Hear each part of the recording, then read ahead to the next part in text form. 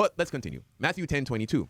All men will hate you because of me, but he who stands firm to the end will be saved. Again, here Jesus tells us that it is only those who stand firm until the end will be saved. As Christians, we will face all kinds of persecutions as a result of being obedient to our Lord, but we must stand strong in the face of it all. One who has lost faith and has fallen into unbelief is not standing firm on anything. He's no different than a man who has never heard the gospel, right?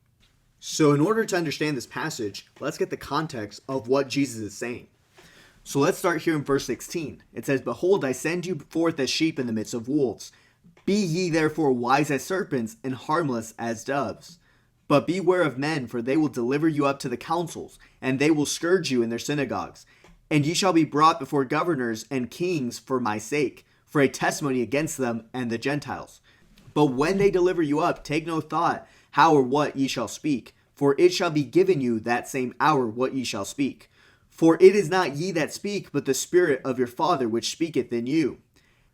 And the brother shall deliver the brother to death, and the father the child. And the children shall rise up against their parents and cause them to be put to death.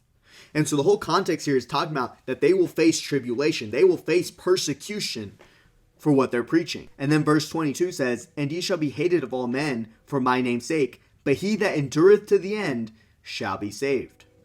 So the question that we have to ask is, endureth to the end of what? And because of the context, we can see that Jesus is saying that if they endure to the end of this persecution that they're going to face, if they endure to the end of the persecution they're going to face, then they will be saved. Not their soul, but their flesh. In other words, if they just keep faithful to God, even though they're being persecuted, God promises them that they will not die. This is very similar to what Jesus says in Matthew 24.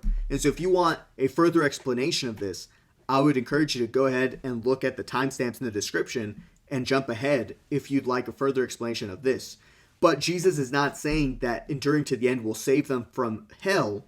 This is not talking about salvation of the soul, but rather that they will be saved from dying, that they will not die from the persecution if they will just be faithful to God. If they'll be faithful to God, God promises to protect them so that they will not die, though others are turning them in and they are being persecuted by the government.